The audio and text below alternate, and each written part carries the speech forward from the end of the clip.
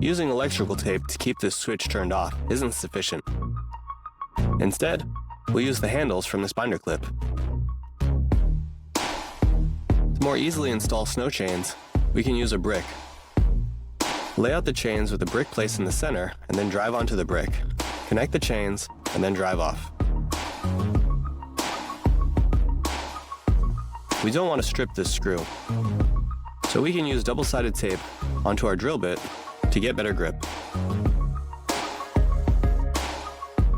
Before getting started painting, it might be a good idea to wrap masking tape around the brush to keep it clean. Then when we're finished, we can remove the masking tape. By heating up this nut and bolt, we can press it into this fitting and flatten the other side. Now we can tighten this nut with our bare hands. Wood clamps can also act as an excellent marking gauge. A nail can be used to mark the center of this board to cut out larger holes.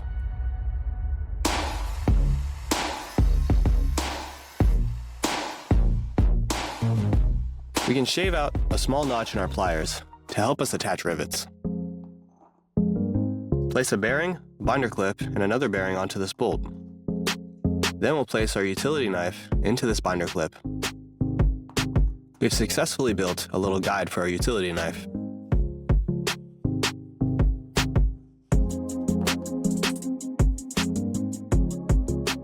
If we install these wire clips, with the clips facing the opposite direction, these can act as clips for our drill bits.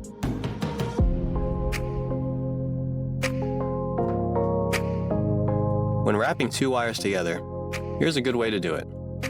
Fold one of the wires back on itself, and then the other wire will pass through the bend and around the folded wire. This gives us a nice and secure wrap.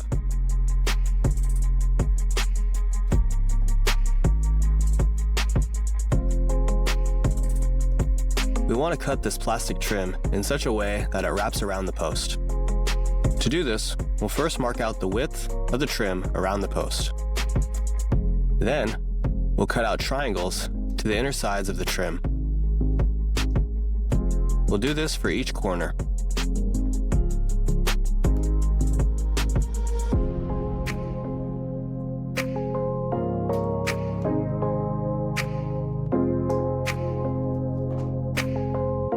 Now our trim wraps around the post. We can fit baseboards at odd angles with just a bit of tracing. We can use a smaller piece to mark out all the corners. Now we'll just connect the inner corners to the outer corners. Here's another life hack to prevent electrical switches from being turned on. Pass a wire through the switch like so. And if it makes you feel better, you can tie the ends in a knot and put a padlock on the end. For our next project, we'll be making a mechanical arm that helps us use our angle grinder. We'll start by attaching these metal frames together with a bolt. Then we'll weld together a clip that will go around the frames and attach it to the angle grinder. We'll attach these two metal brackets to the clip that will hold the angle grinder. Next, we'll mount the metal frames to this large board. And then mount the board itself to our workbench. Now our new tool will help us make cuts with our angle grinder.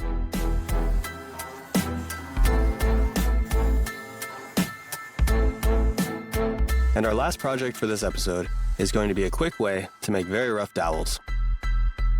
We'll start by drilling a hole that's a bit bigger than the size of the dowel that we want into a block of wood. Then we'll use our table saw to make a cut to the bottom of that hole.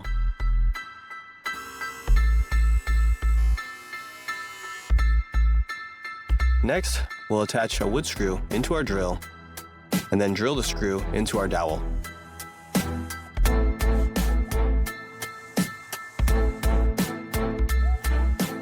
Now we can pass the dowel through the hole while drilling to create a dowel. It should end up looking something like this. Now we'll wipe away the excess glue and saw the dowels flush.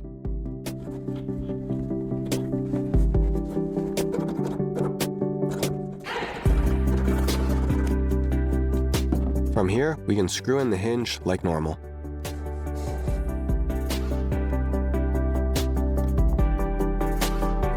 Here's a convenient way to help cut tape while packing up boxes.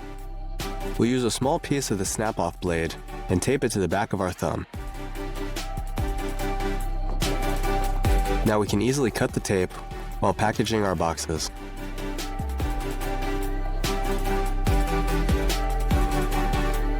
We can apply some double-sided tape to this hammer to keep these small nails in place and to prevent us from hurting our fingers. Just stick the nail onto the double-sided tape and hammer it in.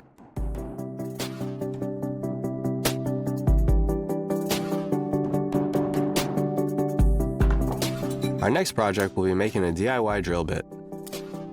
We'll fasten these 5 wood screws into this vise and then shave off the heads using an angle grinder.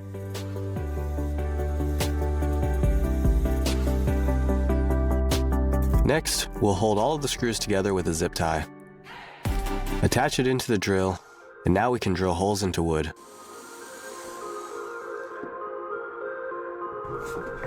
Sometimes we need to install wire clips in difficult places.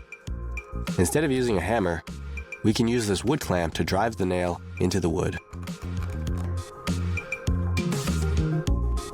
Now let's make a sanding drum drill bit out of some PVC pipe. We'll cut 2 pieces of the same length. On one piece, we'll cut it down the middle and wrap sandpaper around the outside.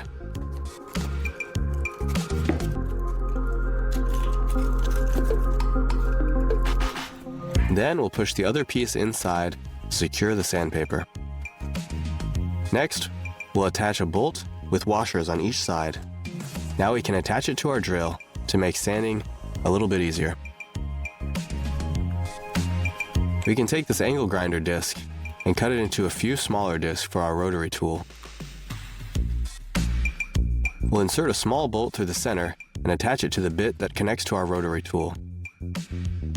Now we can make some incisions into this PVC pipe to create a little holster for our tools.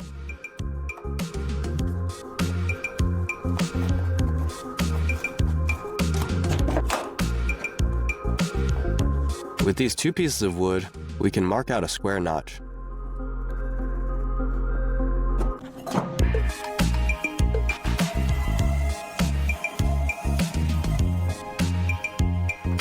Now we can mount a bracket to one end with some screws.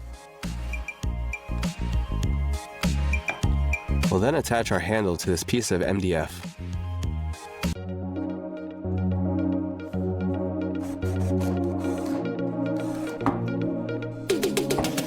This will help us hold our pieces in place while we drill holes.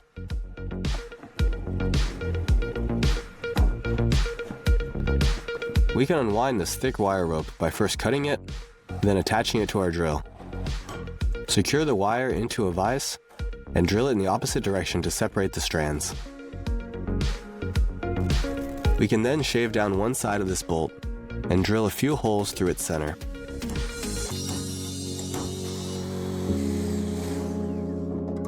We'll add some nuts and then one of our wire strands into each hole. Separate the strands on each wire. And now we can use this as a drill bit to clean the inside of this pipe.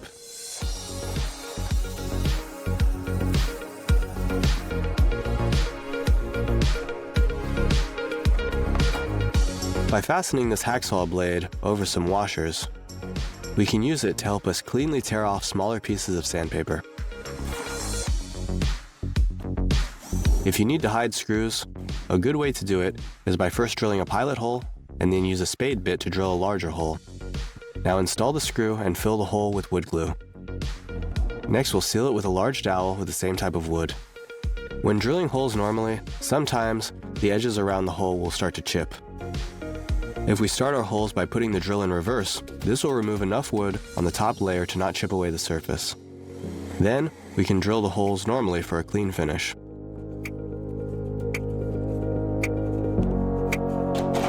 Want to add some color to these Christmas lights?